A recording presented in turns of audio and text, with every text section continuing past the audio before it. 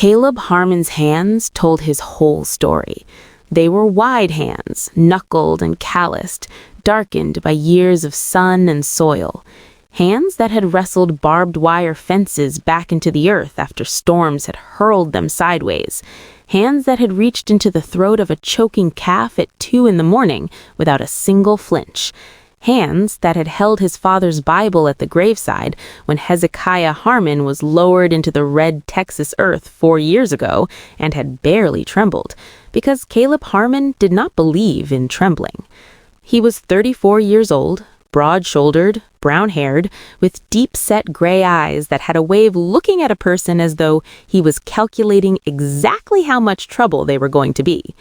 He ran the Harmon family ranch, 162 acres of rolling hill country land outside the small town of Creston, Texas, the same land his grandfather had broken with a mule and a prayer back in 1902.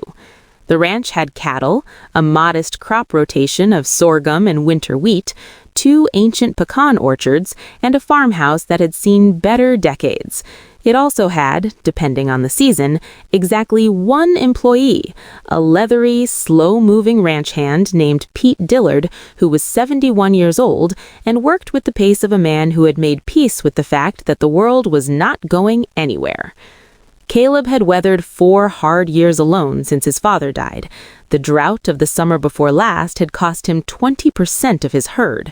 A late freeze had killed the kitchen garden clean to the roots. The farmhouse roof had begun to leak in 3 places. And his mother, Ruth Harmon, had moved to stay with her sister, Delia, in Harrisonburg, Virginia after the funeral, intending to stay only for the winter. That was 41 months ago. Ruth had not come back. It was not that Caleb could not manage. He could. He always managed. But managing was not the same as living, and somewhere in the quiet, bone-deep exhaustion of those 4 years, Caleb had stopped being able to tell the difference.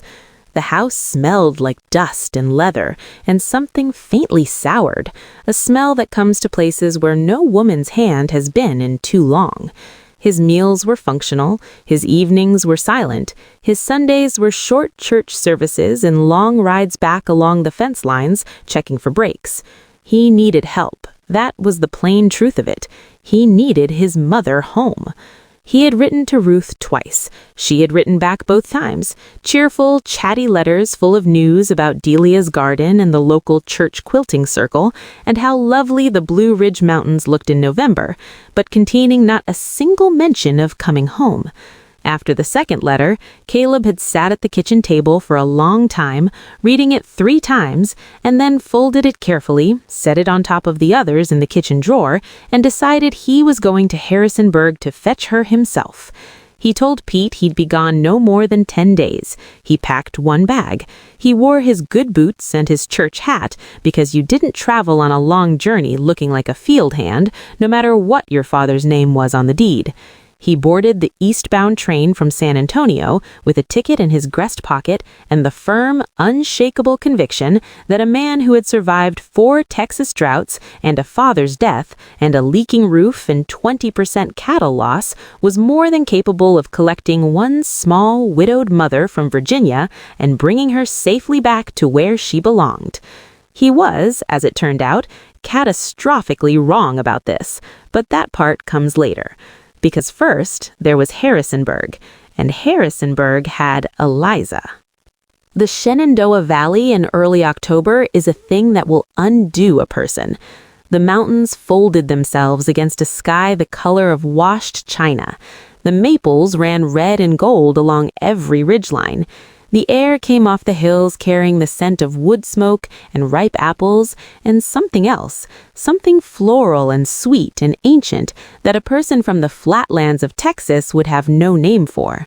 The scent was roses. Specifically, it was the roses that grew along the eastern fence of the Wren property on Millbrook Road, 3 miles outside of Harrisonburg proper, an old, rambling homestead of 20 acres that had been in the Wren family since before the Civil War. And the roses were unlike any other roses in the valley. They were a deep, impossible crimson, with petals layered so thickly they seemed to hold their shape even after they fell. They bloomed in June and again in September, and when the wind moved through them, the scent carried for nearly a half-mile. The roses belonged to, in succession, Margaret Wren, then to her daughter Harriet, then to Harriet's daughter Constance, and now they belonged to Constance's daughter, Elizabeth Grace Wren, who went by Eliza, who was 28 years old, who had her grandmother's dark eyes and her mother's stubborn chin, and a particular quality of stillness about her that made people feel either deeply at peace or vaguely unsettled, depending on their conscience. Eliza Wren was not a farmer, though she kept the rose garden with the same fierce, methodical devotion that her ancestors had. She was a maker. Specifically, she made soaps, lotions, candles, tinctures, and perfumes, all of them built around the roses, all of them rooted in the recipe book that her great-grandmother Margaret began in 1887, a thick, water-stained journal full of measurements and notes in 4 different generations of handwriting. The perfume she made from those roses, which she called simply Rose and Memory, had a depth to it that commercial perfumers spent entire careers trying to replicate and never quite managed. It sold in 3 shops in Harrisonburg, 1 in Staunton, and by mail order to a small but fiercely loyal list of customers who reordered without fail. Beyond the perfume, Eliza made her living by trade and barter, a habit born for necessity and sharpened into philosophy. She traded soaps for produce at the farmer's market. She bartered lotions for labor when the fence needed mending. She exchanged candles for legal counsel when the county tried to widen the road through her property line. She had an accountant in town who did her books for a standing monthly supply of rose water and hand cream. She was, by every external measure, a woman who had organized her life with elegant precision around exactly what she wanted. What she did not want, or so she had decided at age 23 and reaffirmed at age 25 and defended vigorously at age 27, was a husband. This was not for want of opportunity. Eliza was quietly, arrestingly beautiful in the way that certain women are. Not the kind of beauty that announces itself loudly, but the kind that settles over a person slowly, like morning light filling a room, until suddenly you couldn't look anywhere else. She had long, dark hair she wore pinned up most days, a quick, precise way of moving, and a laugh that was rare enough to feel like a gift when she gave it. 3 men in the valley had proposed to her in the past 5 years. She had declined all 3 without apparent distress and resumed her work. Her neighbors had long since stopped expecting her to change her mind. Her mother, Constance Wren, had died of pneumonia the previous winter. The loss had carved a hollow place in Eliza that she was still learning to carry. Constance had been her partner in the business, her counsel in everything, her dearest friend on the earth. In the months since, Eliza had buried her grief in work. More soaps, more batches of perfume, more orders filled, more jars labeled with her careful handwriting. Work was the only thing that kept the hollow from widening. She was in the market on a Tuesday morning in the first week of October, behind her usual table spread with jars and bottles and a basket of her soaps wrapped in brown paper and ribbon, when the stranger appeared at the end of the row. Tall, broad-shouldered, wearing a dark hat and boots that had clearly walked 1,000 miles of hard ground, and stopped. He wasn't looking at her table, he was looking at her. Most men who stared at Eliza Wren got an even, unimpressed look in return that usually caused them to find somewhere else to look rather quickly. This one did not look away. He held her gaze with those gray eyes for a moment that lasted 2 beats longer than comfortable, and then, unhurried, as if he had all the time in the world, he walked over. "What is that?" he said. Not hello, not excuse me, just what is that? He was pointing at the small bottle of Rose and Memory at the front of the table. "Perfume," Eliza said. "I know it's perfume," he said. "I mean the smell. I walked past it from 20 feet away." "That's how it's supposed to work," she said. He picked up the bottle, uncapped it with his thumb, and held it under his nose for a long moment. Something moved across his face, something unguarded and almost startled, like a man who had stubbed his toe and found himself unexpectedly moved. My mother used to grow roses, he said. Nothing like this, but something. He put the cap back on, set it down carefully. Then he looked at her again with those measuring gray eyes. I'm Caleb Harmon. I'm from Texas. I'm here to collect my mother from my aunt's house, and I don't know a single soul in this town. Good morning to you too, Eliza said. But something small and inexplicable was already warming in her chest. His name was Caleb. He smelled like pine resin and old leather and something clean, and when he smiled, which he did then, reluctant and crooked, like a man who didn't do it often enough, Eliza Wren, who had not changed her mind about men or marriage in 5 years, felt the edges of that certainty shift, just slightly, just enough. Caleb came back to Eliza's market table the next morning. He said it was because he wanted to buy something for his Aunt Delia. He bought 3 soaps and a small jar of rose water lotion and stood at the table for 45 minutes talking to Eliza about the valley, the mountains, the history of the Wren land, the recipe book, the roses. He was a better listener than she had expected. He asked questions with the focused attention of a man accustomed to gathering information that actually mattered. He came back Wednesday and asked if he could walk with her when she closed up. She said yes, which surprised her. They walked through the center of Harrisonburg in the pale autumn light, and he told her about Texas, about the Harmon Ranch, about the land that his grandfather had broken and his father had tended, and that he was now trying to hold together with his bare hands and the help of one old man named Pete Dillard. He spoke about it the way men speak about the things they love most when they've been alone too long, with a plain-spoken intensity that was more eloquent than any carefully crafted speech. He loved that land. That was clear. It was not just property to him. It was identity. It was the ground of his very self. Eliza told him about her mother, about losing Constance last winter, about the hollow place, about the roses and the recipe book, and how sometimes when she was working at the distillery bench in the early morning, she could almost feel her mother standing just behind her left shoulder, and the grief and the comfort of that were so tangled together she couldn't separate them. Caleb listened to this without offering a solution, which was, Eliza thought, exactly right. He just listened, and when she finished, he said quietly, "My father died 4 years ago. I know something about that feeling, the reaching back for what's gone." They walked until the evening cold came off the mountains and the streetlights blinked on, and when they parted at the corner of Market and Jefferson, neither of them said anything for a moment that stretched on longer than either could explain. Thursday, they drove out to the Wren property. He walked along the rose fence in the September-blooming rose and was quiet for a long time. She watched him. There was something in the way he looked at land, even land that wasn't his, that revealed more about his character than an hour of conversation. He was a man who understood that the earth asked something of you and expected you to give it. "You've built something real here," he said. "So have you, from what you tell me." He turned and looked at her, just looked at her, and in the afternoon light, with the crimson roses burning behind him and the mountains going purple at their edges, Eliza Wren felt something she had not felt in a very long time, or perhaps had never felt quite like this, which was the deep, certain pull of something inevitable.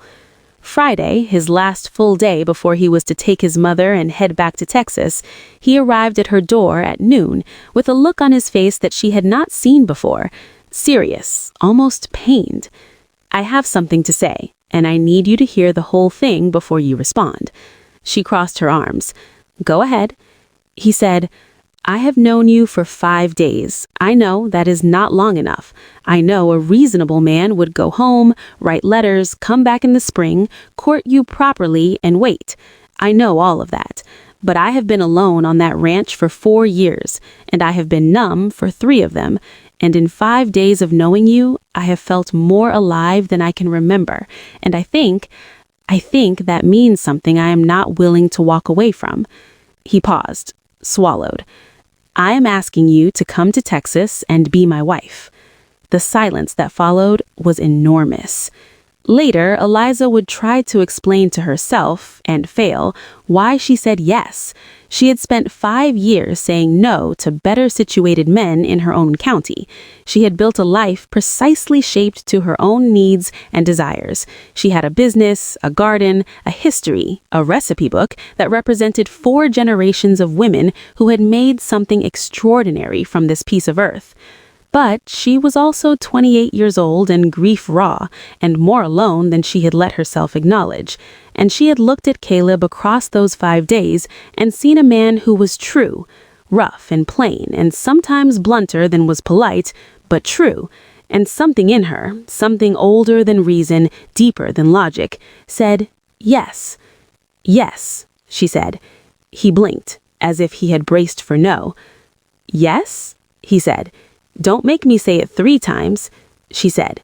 They were married the following Saturday in a simple ceremony at the Harrisonburg Presbyterian Church, with Delia crying into her handkerchief and the minister looking slightly stunned at the speed of it all.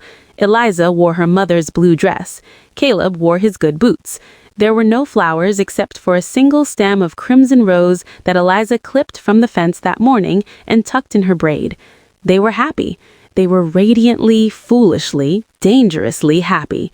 They had absolutely no idea what was coming. Ruth Harmon was not a large woman, but she occupied space in the way of someone who has never once doubted her right to be exactly where she was. She was 63, compact and sharp-featured, with silver hair pulled back severely and eyes the same gray as Caleb's, but with considerably more calculation in them. She had been a minister's wife for 31 years and learned the particular art of a certain kind of Christian woman, the art of expressing absolute authority while maintaining the appearance of perfect deference. She was the kind of woman who could devastate a person with a casserole dish and a smile. When Caleb arrived at Delia's house with Eliza on his arm and the news of a week-old marriage, Ruth had been still for a very long time. Then she smiled. It was not a warm smile. It was the smile of a woman who was filing information away. "Well, isn't that something?" she said.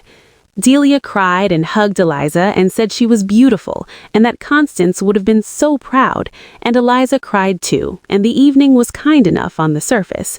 But Eliza had caught, more than once, the way her eyes moved over her, assessing, measuring, and felt beneath her wedding happiness the first faint chill of something she couldn't name. The plan was for all 3 of them to travel back to Texas together on the westbound train. Eliza had packed everything she could into 2 trunks, clothes, her distillery equipment, 6 months' supply of rose petals dried and sealed in wax paper, her mother's recipe book wrapped in oilcloth, and made arrangements with her neighbor, old Mr. Hensley, to tend the roses and the property until she could determine a longer-term arrangement. She told herself she would come back to check on the property. She told herself the roses would wait for her. She was not wrong about this, but she did not know as she locked the Wren farmhouse for the last time and climbed into the car with her husband how long the waiting would last or what it would cost. They departed on a Tuesday. By Wednesday morning, they were somewhere in the wide middle of Tennessee, the mountains long behind them, the landscape flattening into the beginning of a different world. Eliza sat by the window and watched it all change, and tried to match the excitement and the love in her chest with the grief of watching Virginia disappear. And then, 40 minutes west of Nashville, Ruth Harmon made a sound. It was not a dramatic sound. It was small, a soft, muffled gasp, and then she put one hand to her chest and went the color of old paper. Caleb was on his feet in a second, and Eliza right behind him, and the train was stopped at the next station, a small, wind-swept platform in a town called Granger, Tennessee, while the conductor and 2 other passengers helped Ruth off the train and onto a bench on the platform. A doctor was sent for. Ruth was breathing, shallow, rapid, frightened breathing, but she was conscious. The doctor arrived in 20 minutes. He examined her, took her pulse, listened to her heart, and then straightened and looked at Caleb with the frank, undecorated expression of a country physician who had learned to deliver hard news efficiently. "Her heart is not well," he said. "She cannot travel further by train today, possibly not for several weeks. She needs rest. She needs to be somewhere she can be looked after. Ruth, from the bench, said clearly, "I am perfectly fine." Nobody listened to this. The conductor, with genuine regret and the legal necessity of a railroad company that could not be held responsible for a passenger who collapsed aboard, put their trunks off the train. All three of them stood on the platform in Granger, Tennessee, watching the train recede westward without them, carrying Caleb's ticket home and every plan he had made with it. There was a hotel in Granger, a sagging two-story affair called the Millstone Inn, and Caleb rented 2 rooms and helped his mother to bed and stood in the corridor afterward with his hat in his hands and an expression that Eliza, in the weeks and months to come, would think of as the first truly unguarded look she had ever seen from him. He was afraid. Not of his mother's health, though that too. He was afraid of all of it. The ranch unattended, the money stretched thin by the travel, Pete Dillard alone with 162 acres and a leaking roof, and now this, stranded in the middle of Tennessee with a wife of 8 days and a sick mother and no clear way forward. Eliza put her hand on his arm. "We'll figure it out," she said. He looked at her. Something in him visibly steadied. "I know," he said, but she could see he was not sure. They stayed in Granger for 11 days.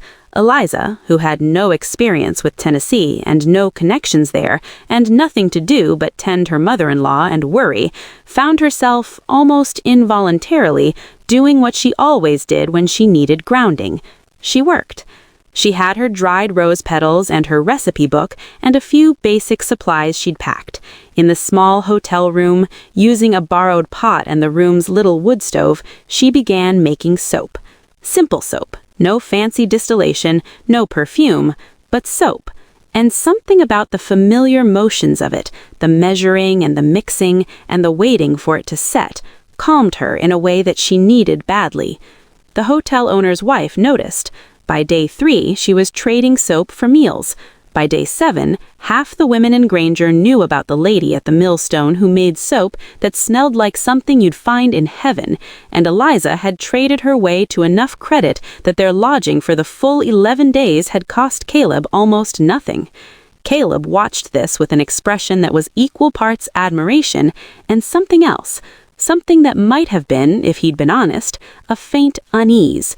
Because he was a man who paid his own way. He was not accustomed to having his wife do it for him, and he was not sure, watching Eliza smile and barter and manage the whole thing with effortless competence, whether what he felt was pride or something smaller than pride. Ruth watched too, from the chair by her room window, getting stronger each day, her color slowly returning. She watched her son watch his wife, and the filing away continued. The hill country hit Eliza Wren Harmon like a physical force. It was not that it was ugly.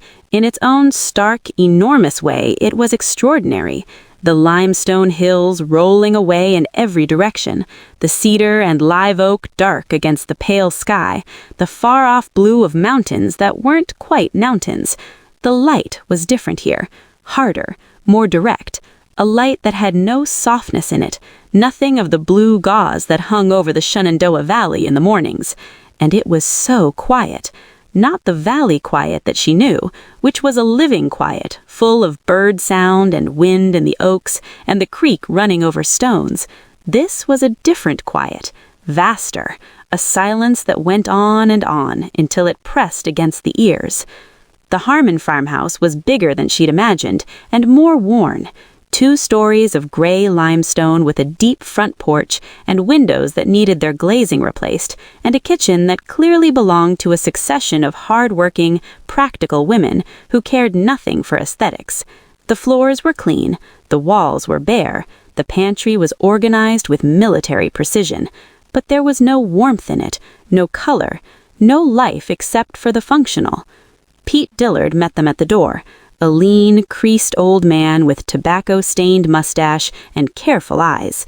He shook Caleb's hand, tipped his hat to Ruth, and then looked at Eliza, a long, quiet assessment of a man who had worked this land for 30 years and considered himself its guardian. "Miss," he said. "Mrs.," Eliza said pleasantly. "Mrs. Harmon." Pete's eyebrows rose a fraction. Then he nodded. "Mrs. Harmon."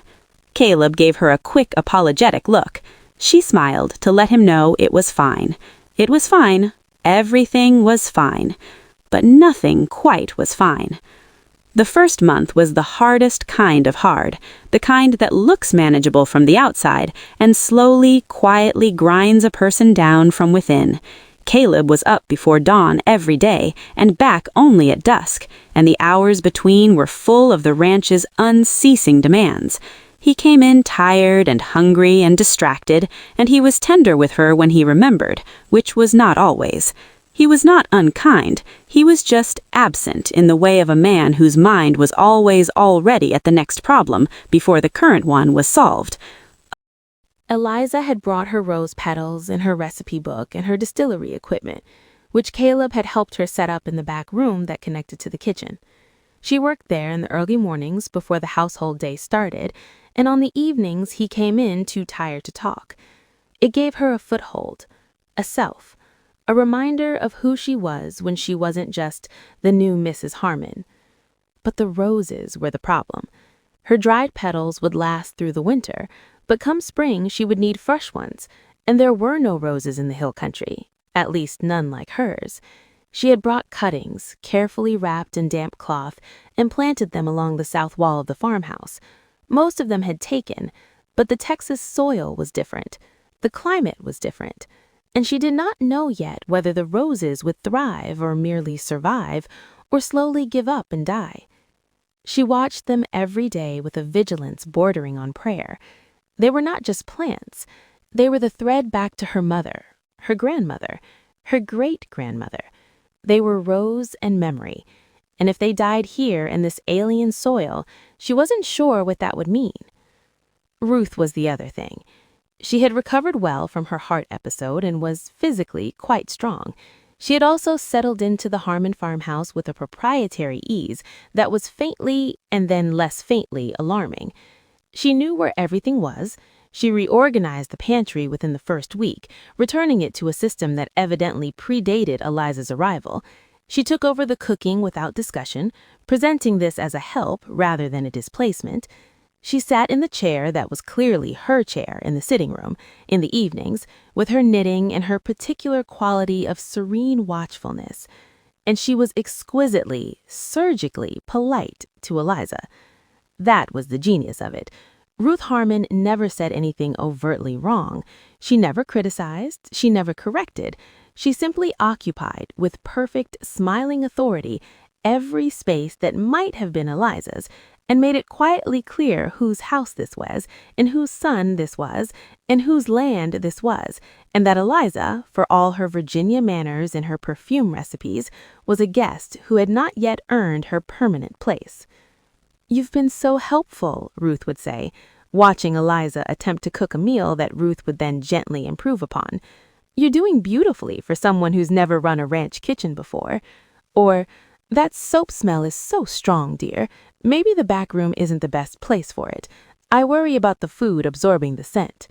Or, most devastatingly, "His mother knows. His mother knows." 3 small words delivered with a smile, 3 words that drove a chisel into the wall Eliza was trying to build. She tried to talk to Caleb. She chose an evening when he was less tired, after a meal that had gone well, when the kitchen was warm and the lamp was lit, and there was a moment of ease between them. "Your mother and I," she began carefully, "are still finding our footing. I want to respect her place in this house, but I need—" Caleb said, "She's been through a lot. She nearly lost her father and then her husband in the span of 5 years. This is her home, too." "I know. I'm not asking her to leave. I'm asking you to—" "She's not doing anything wrong," Caleb said. Not unkindly, but finally, the way a door closes. Eliza looked at him for a moment. Then she looked at the table. Then she got up and went to the back room and stood at her workbench with her hands on the edge of it and breathed very slowly until the burning behind her eyes subsided. He was not wrong about his mother having been through a lot. He was not wrong that this was her home too. But some essential thing had not been heard, and in the not hearing, a small, cold distance opened between them like a crack in the winter ground. The winter deepened, and with it, the distance. They were not fighting, that might have been easier. Fighting at least closes the gap for the duration of the argument, drives two people toward each other even in anger. What they were doing was quieter and more erosive. They were simply not reaching for each other as often, not talking in the evenings with the same ease as those 5 extraordinary October days in Harrisonburg, not laughing as often, not looking at each other across the room with that wordless pull. Caleb told himself everything was fine. He was busy. The ranch always demanded everything in winter. The fence repairs before the ground froze, the hay stores to check, the cattle to watch for illness. He told himself that Eliza was settling in, that it took time, that she would find her rhythm here. He did not examine the spaces between them too closely, because examination required time he did not have, and honesty he was not quite ready for. What he did not say, even to himself, was this: that the woman he had married in Harrisonburg, vibrant and self-possessed and laughing at his bluntness and walking beside him as an equal, was not quite the woman he found himself living beside in Creston, Texas. The Eliza of October had felt like a match for him. This Eliza was quieter, smaller somehow, and he didn't know whether the smallness had been there all along and he'd missed it in the dazzle of infatuation, or whether Texas was doing it to her, or whether he was doing it to her. And because he didn't know, he didn't ask. And because he didn't ask, the crack widened. Eliza, for her parts, was conducting her own private reckoning. She had thought, she had believed on that October afternoon, standing in the red rose light with the mountains going purple behind him, that she had seen Caleb Harmon whole. She had seen his plainness, his directness, his love of his land. She had thought, here is a man without pretense, and she had loved him for it. What she had not seen, could not have seen in 5 days, was the rest, the rigidity, the way he organized the world into what he understood and what he didn't, and applied the farm's logic, practical, efficient, unsentimental, to everything including his marriage. The way his love, which she did not doubt, expressed itself almost entirely in provision and almost never in presence. The way he could be in the same room as her and be completely, absolutely somewhere else. And she had not seen, could not have seen, the thing with his mother. Ruth Harmon had, by February, perfected the relationship management of her son's household to an art form that deserved its own graduate study. She had positioned herself as essential to the cooking, to the housekeeping, to the daily rhythms of the ranch. She was up before Eliza in the mornings and in the kitchen before Eliza could reach it. She was present at every meal, at every evening sitting, at every conversation of consequence. She managed the small logistics of the house, the ordering of staples, the correspondence with the farrier, the arrangements with the church for Sunday potluck contributions, with an efficiency that made it almost impossible to argue she wasn't needed, because she was. But what Ruth was also doing, and this was the more difficult to name and therefore the more difficult to confront, was conducting a slow, patient campaign to convince Caleb, without ever saying it directly, that his wife was decorative at best and impractical at worst, that the backroom soap and perfume work was a hobby rather than a livelihood, that Eliza's roots in Virginia were a pull against the ranch rather than an asset, that a Harmon man needed a Harmon wife, meaning a wife who had been forged by this land, not imported from somewhere soft and green. She did this through small, perfectly placed comments, through sighs that carried meaning, through a quality of concerned attention toward her son that implied, without stating, that he had perhaps made a hasty choice, and that a good mother noticed these things even when a son could not.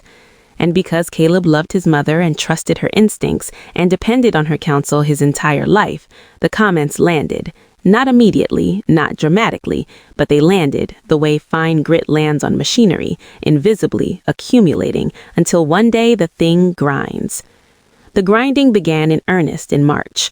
A letter arrived from Virginia, from Mr. Hensley, relaying an offer from a man in Stanton who wanted to lease the Wren property for 3 years.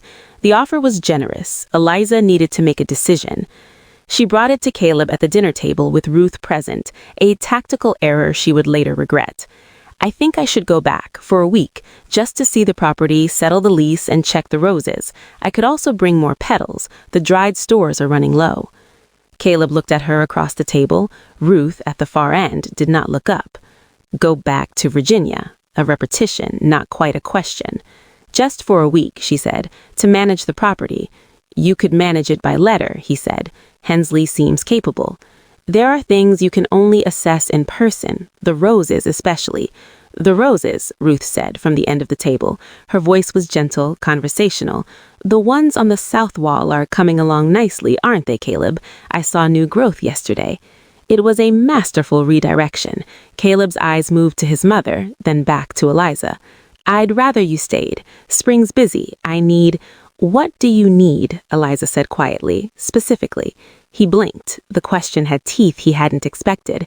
I need things to be settled here. I need my wife in my house. Your wife has a property in Virginia that needs management. Your wife also has a business. A hobby, Ruth said softly, still not looking up, knitting. The word landed in the room like a stone in still water. Eliza's fork went down, slowly, with precision. What did you say? Ruth looked up. Her expression was the picture of innocent surprise. I only meant, dear, the soap making is lovely, but surely you wouldn't put it above your responsibilities here. That business, Eliza said, and her voice was entirely controlled, which was more dangerous than anger, has supported me independently for 6 years. It has paid the taxes on the Wren property. It provided lodging for your entire family in Tennessee. It is not a hobby. Ruth made a small, pacifying gesture with her knitting needle. Of course, dear, I only... Caleb, Eliza turned to her husband. Are you going to say something? Caleb looked between them. 2 women, both of whom he loved, both of whom were looking at him, and the weight of the silence had the specific character of a test he was already failing. Let's not argue at the supper table, he said. It was the exact wrong thing. They both knew it. Ruth graciously resumed her knitting. Eliza quietly pushed back from the table and walked out of the dining room. Caleb sat with his food going cold in front of him, and the particular weight of a man who has just made a decision by failing to make one. He went to her later. She was in the back room at her workbench, doing nothing, just standing with her hands on the edge of it, the way she did when she was controlling herself. I'm sorry, he said. For what? She said. For not saying something. She turned and looked at him. Her eyes were very clear and very tired. Caleb, I love you. But I did not give up my life to come here and watch my husband let his mother speak for both of us. He stood there with his hands at his sides. She's just set in her ways. She called my life's work a hobby. She didn't mean, she meant exactly that. Eliza's voice did not waver, and you know it, and you said nothing, and that is the thing I cannot get past. He didn't have an answer. He stood in the doorway of the back room that smelled of roses and beeswax and something faintly like Virginia, and he looked at his wife who was made of a kind of strength he had admired in October and was only now realizing he didn't know how to live alongside. And the crack between them, that hairline fracture that had been growing since November, opened another fraction. Spring came to the hill country like a negotiation, grudging at first, then all at once. The blue bonnets ran purple-blue across the roadsides, the cedar turned a lighter shade of green, the pecan orchards put out their first leaves. And on the south wall of the Harmon farmhouse, Eliza's rose cuttings did something that caught her off guard one April morning. They bloomed. Not many. 3 small blossoms, pale and slightly smaller than the Virginia roses, but unmistakably hers. She stood before them in the early morning light and cried, which she would not have been able to explain to anyone and did not try to. It was a bright spot in a season that had grown increasingly difficult. The breaking point, the real, irretrievable one, came in May. Eliza had, in the absence of a resolution to the Virginia property question, taken matters into her own hands. She had written to the man in Staunton and agreed to the lease, 3 years with an option to renew. She had written to Hensley with instructions. She had arranged for the annual harvest of the rose petals to be done by a woman she knew in the valley, who would dry and ship them to Texas each June and September. She had set up a small but functioning order system for Rose and Memory by mail, working from the back room in the early mornings before the household woke. She had not asked Caleb's permission for any of this. She had not kept it secret exactly, but she had not announced it either.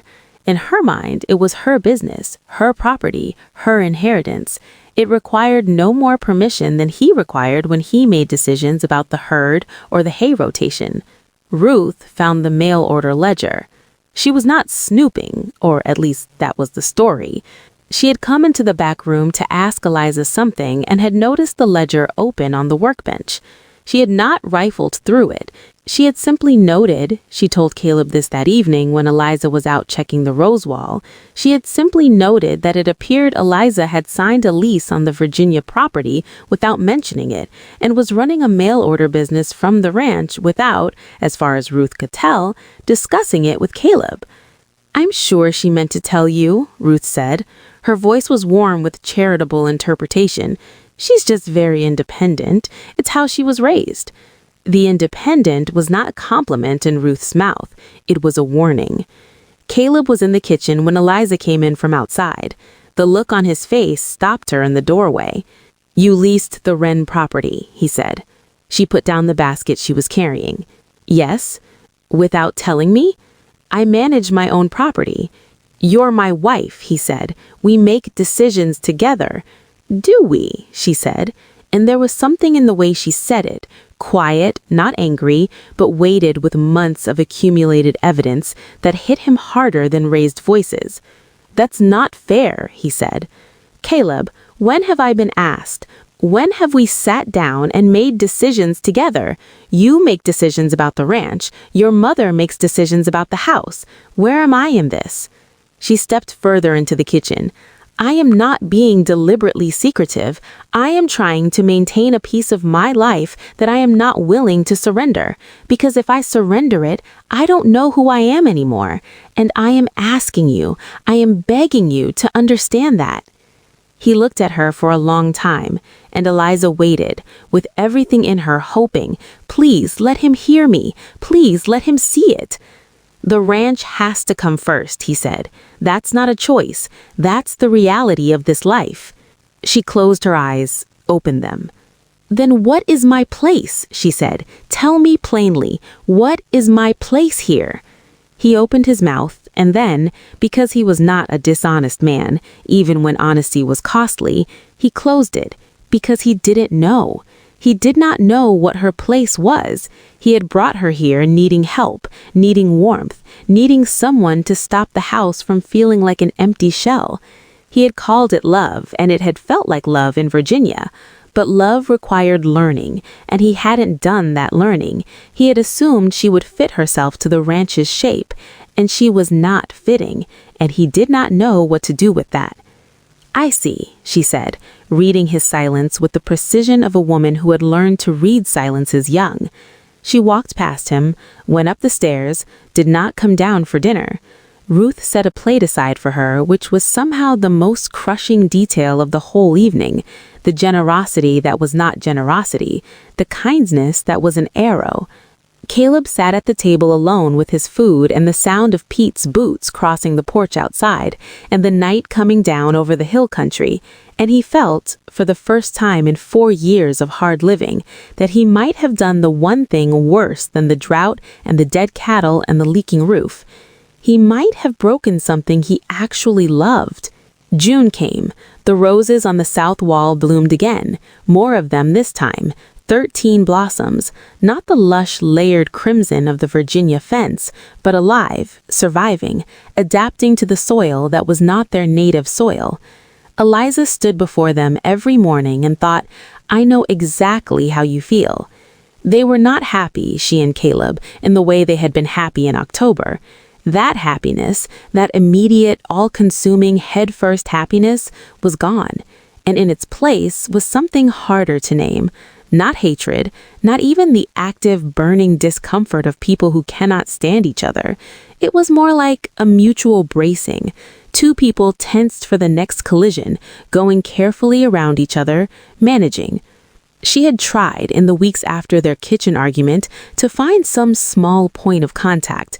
She started cooking alongside Ruth instead of waiting to be excluded, coming to the kitchen earlier, taking over specific tasks without asking, carving out a domain by simple, patient persistence.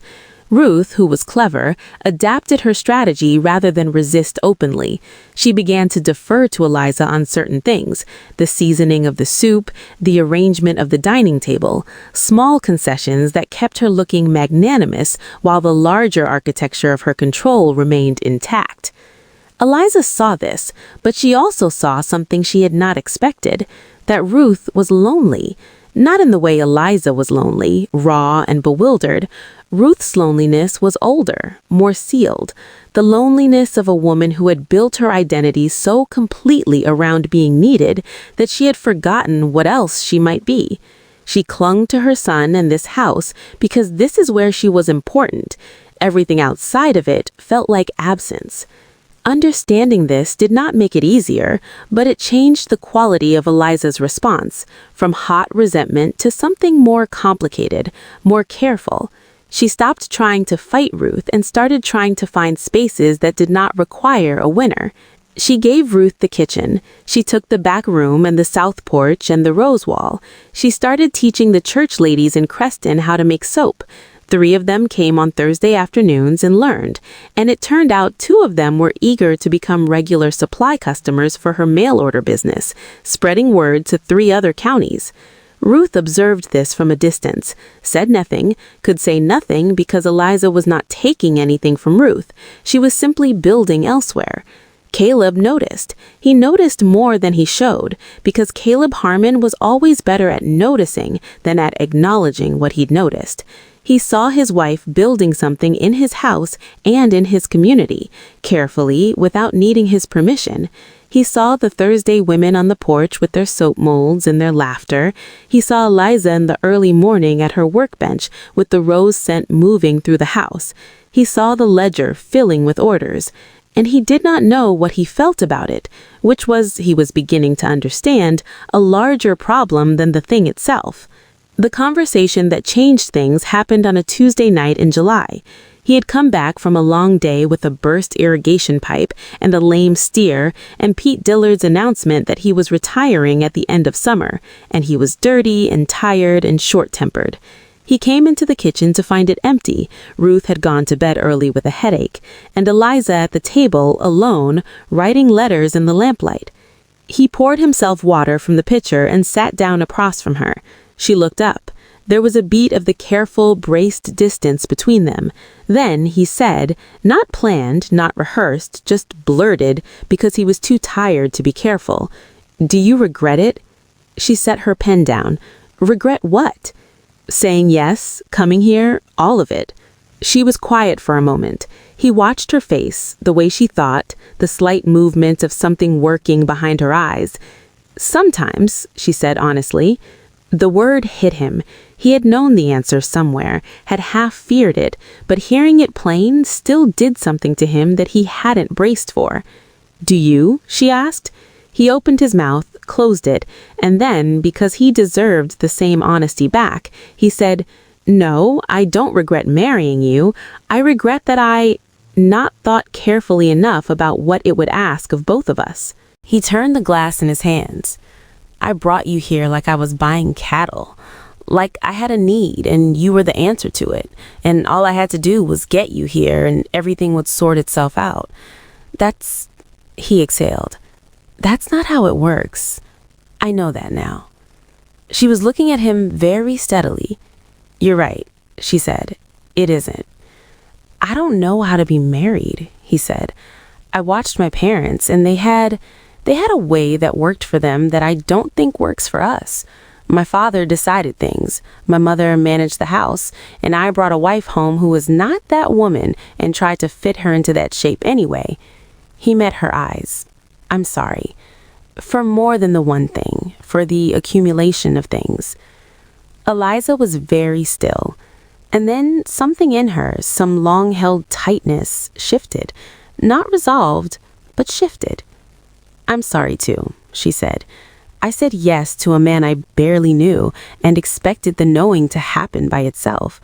I was running from grief and toward something beautiful, and I called it love when it was still just beginning. She looked down at her letters. I also have not made this easy. I keep waiting for you to defend me before I've trusted you enough to defend myself. He looked at her. The lamplight was yellow and soft. Outside, the cicadas were building their summer chorus. Somewhere in the house, the clock in the hallway was ticking. What do we do with that? He said.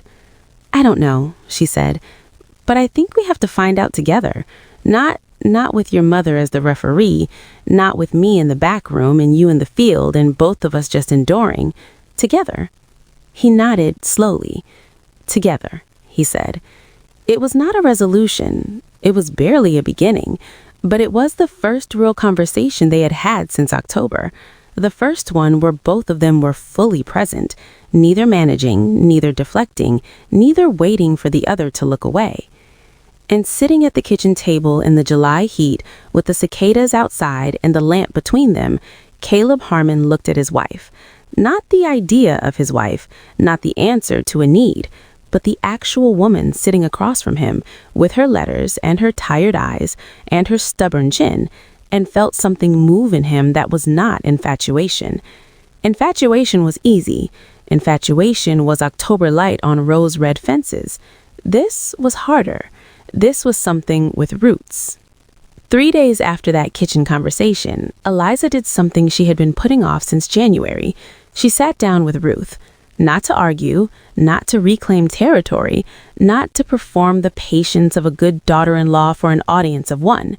She sat down with Ruth in the sitting room on a Wednesday afternoon when Caleb was in the south pasture and Pete was at the equipment shed, and she poured 2 cups of tea and set one in front of Ruth and said, I want to understand you better, if you'll let me. Ruth looked at her over her teacup. The assessment ran. Then, slowly, she set the knitting aside. What came out over the next 2 hours surprised Eliza, because Ruth Harmon was not, it turned out, a simple villain. She was a woman who had given 50 years of her life to things she was told were her calling, the ministry household, the husband's needs, the Edsons' upbringing, and had done it willingly, even lovingly, and had built her entire sense of self around being essential to those things. And then Hezekiah died, and she had been left in a house full of silence, with a son who didn't know how to let her in, and the life whose shape had been determined by someone else's needs for so long that she didn't know what shape she would take on her own. I was afraid, she said, and it cost her something to say that. Eliza could see that. When Caleb came back with you, I was afraid there was no room for me, that I would be put aside. So you made sure you were indispensable, Eliza said, not accusing, just noting. Ruth was quiet for a moment. Is that what I did? I think so, Eliza said gently.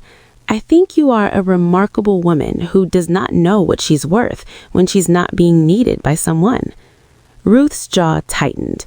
Her eyes went bright. She looked at the window. A very long moment passed. Your mother, she said, she raised you alone? From when I was 12, Eliza said. My father left. My grandmother helped some, but mostly it was my mother, and the roses, and the recipe book. She sounds strong. She was. She died last winter. Eliza's voice was even, but not cold. I miss her every day. She is why the roses matter so much. They are not just a business. They are her, and her mother before that. They are every woman in my family who made something from almost nothing. She met Ruth's eyes. I am not trying to take your place in this house. I never was. I am trying to bring my own place into it. And I think there is room for both of us if we stop fighting over the same square foot of ground. Ruth looked at her for a long time, and Eliza held the look, steady, open, not aggressive, not wounded, not performing, just there. I called your work a hobby, Ruth said. You did. That was wrong of me. The apology, when it came, was not elaborate. Ruth Harmon was not a woman of elaborate gestures, but it was real. Eliza accepted it the same way it was given, plainly, without theater. "Would you like to help me sometime?" Eliza said. "With the soaps or the lotions. It's good work with your hands, and it smells wonderful." Ruth was startled. And it was like watching something sealed slowly open, something in her face that Eliza had never seen before, a small, uncertain interest. "I might," she said. She came to the back room the following Thursday. She stood at the door first, watching, then came in and stood at the workbench beside Eliza and watched her hands. Eliza explained what she was doing without making it a lesson. Ruth asked 2 questions, precise, intelligent questions that revealed she had been paying attention to the work that Eliza didn't know she had. At the end of the session, when the soap was setting, Ruth looked at the roses climbing the south wall through the back room window and said, "My husband's grandmother had roses, not like yours, but she made a rose hip jelly from them every summer. I have the recipe somewhere." "I'd love to see it," Eliza said. And that, quietly, without announcement, was the beginning of something neither woman had planned. Late August on the Hill Country Ranch. The heat was in its most relentless, a white, blinding, biblical heat that lay over everything from noon to 6. Even the cattle found shade and stayed in it. It was in that heat that Pete Dillard, true to his word, collected his pay and his few belongings and tipped his hat to Caleb with 67 years' worth of dignity and walked away down the road to retire to his sister's place in Fredericksburg. And Caleb stood watching him go and felt the ranch tighten around him like a fist, because now it was just him, and the irrigation still needed a permanent repair, and the fall roundup was 6 weeks out, and he had to figure out what came next. He went looking for Eliza that evening and found her in the back room. He stood in the doorway. She was distilling rose water from the June petals that had arrived from Virginia, standing over the small copper still with her hair damp from the heat and her sleeves rolled to the elbow, measuring and tending with the focused ease of someone doing something they love. "Pete's gone," he said. "I know," she said. "I said goodbye. I need help with the fall roundup. I can't hire a full hand on what we've got." He hesitated. "I was wondering, what do you know about cattle?" She turned and looked at him. There was a moment, then one corner of her mouth moved. "Absolutely nothing," she said, "but I learn fast." And so that was how Eliza Wren Harmon, maker of soaps and perfumes, keeper of rose recipes, daughter of the Shenandoah Valley, spent the fall roundup on horseback for the first time in her life, learning the land that was now hers as much as his. It was not graceful. She fell off a horse twice in the first week.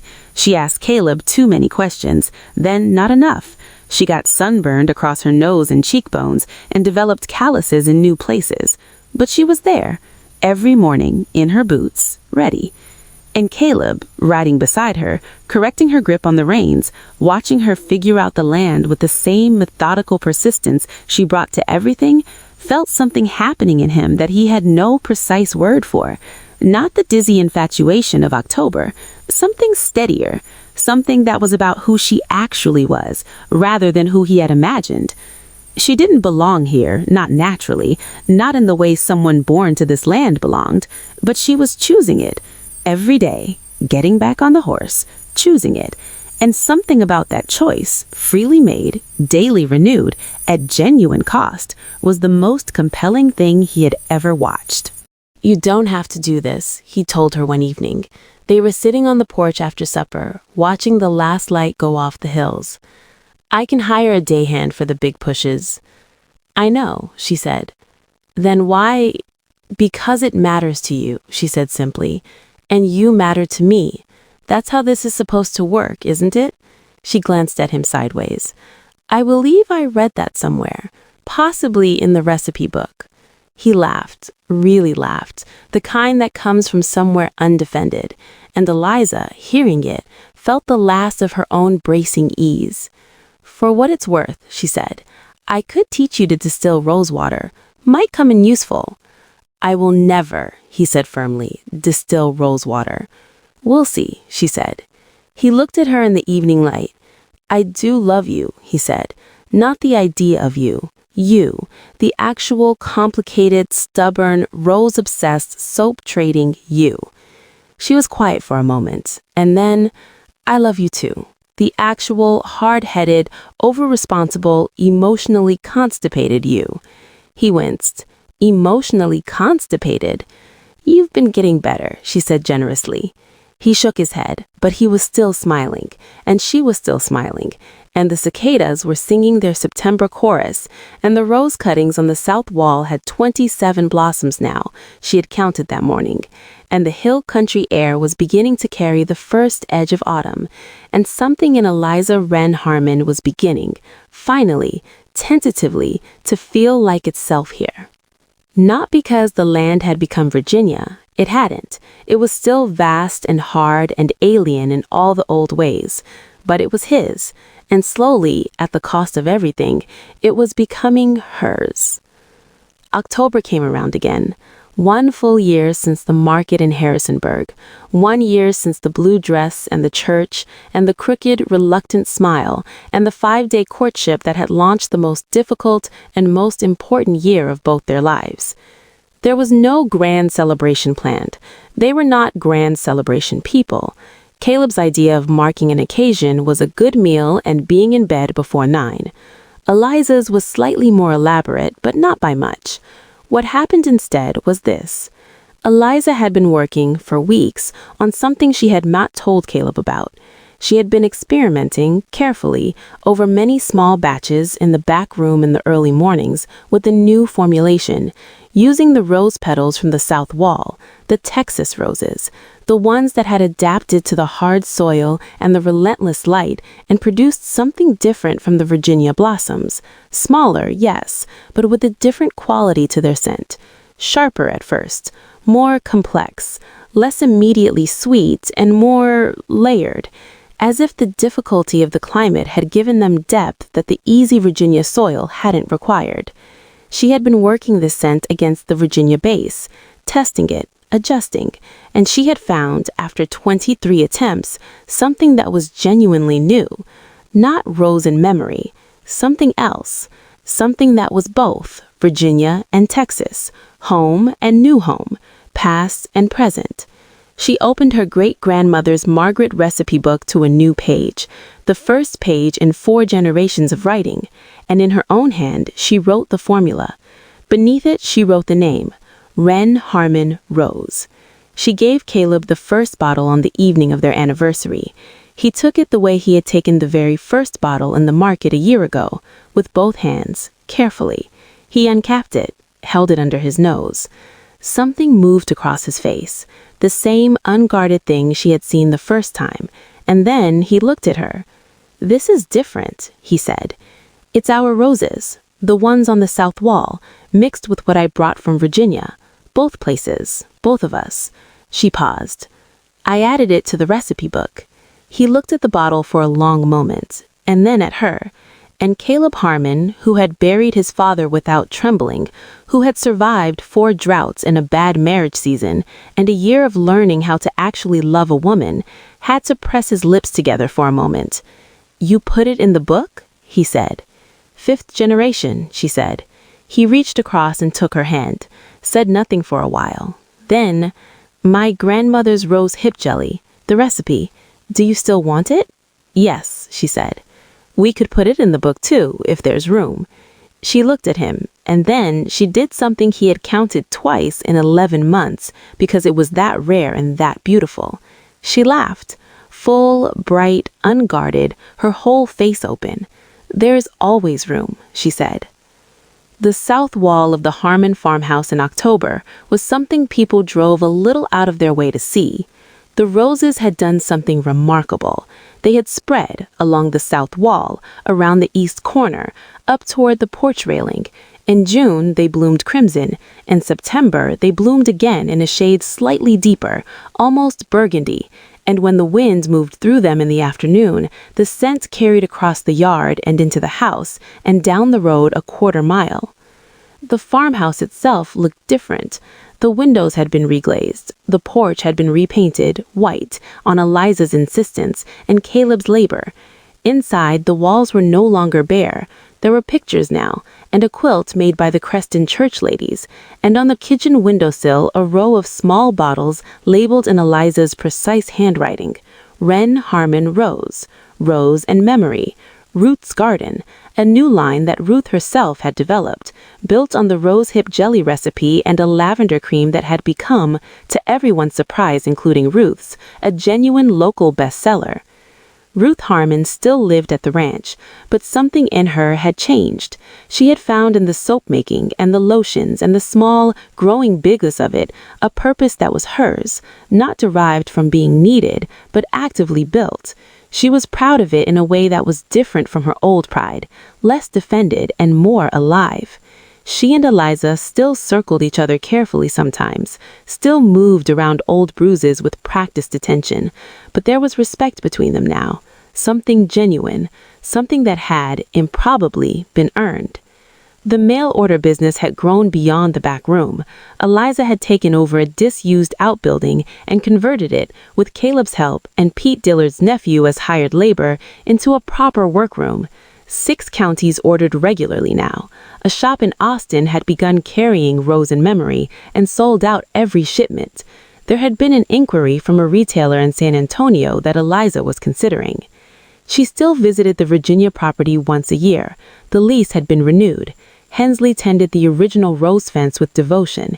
She came back each time with dried petals and the recipe book, which she carried in the oilcloth, and something else too, a sense of continuity, a thread between who she had been and who she was becoming. Caleb had learned over 3 years what it meant to be married to Eliza Wren Harmon. He had learned that she needed to be heard before she needed to be helped, and that these were not the same thing. He had learned that her work was not a hobby and never had been, and respecting it was not a concession, but simply accuracy. He had learned to say, more often than before, imperfectly but sincerely, what he felt, not in long speeches, not in poetry, in the plain, direct, unpolished way of a man who meant what he said and had stopped being afraid of saying it. He had, for the record, also learned to distill rosewater. Once, under significant domestic pressure. He had not admitted to anyone that he found the process interesting, because some information was private. Their daughter was born in January of the 3rd year. They named her Constance Wren Harmon. Constance for Eliza's mother, Rose because there was never going to be any other choice. She had Caleb's gray eyes and Eliza's dark hair, and a quality of fierce, focused attention from her very first weeks that made both her parents belittle each other over their small head with the identical thought, "We are in serious trouble." On the evening of the baby's first month, Eliza opened the recipe book to the first page, the page with Margaret Wren's original writing, faded now to a soft brown, and read it to Constance, the way her mother had read it to her, the way her grandmother had read it to her mother, the thread, unbroken. Caleb sat on the bed beside them and listened. He did not understand everything about the recipes. He did not need to. He understood this, that his wife was passing something sacred forward, and that their daughter was the ground it was being planted in, and that this land, the hard, hot, relentless hill country land that he loved more than he had words for, was now woven through with something that it had not had before. Something that had come from Virginia on an October afternoon when a woman said yes to a reckless question and meant it, even if they both didn't know what it would cost. Love, real love, is not found. It is not felt in a rush of October feeling or a week of perfect conversation.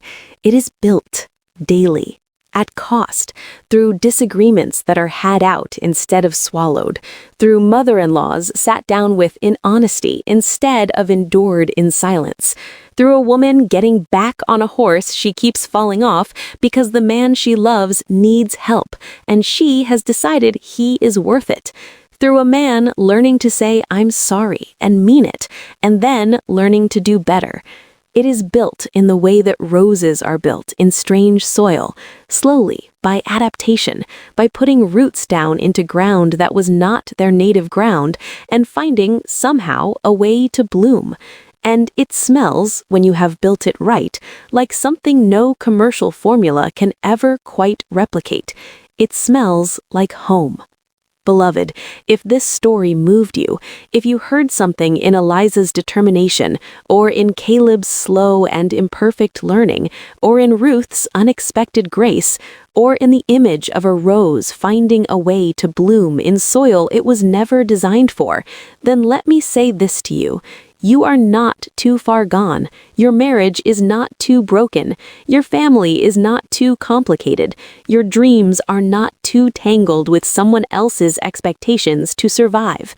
God is in the business of building beauty from difficult ground. He has always been in that business. He has never once stopped. Caleb and Eliza did not find love. They built it. They built it after the sparkle was gone and the disillusionment had set in, and both of them had quietly, painfully begun to wonder if they had made a terrible mistake. They built it by choosing each other, the truth, the work of it, over and over again.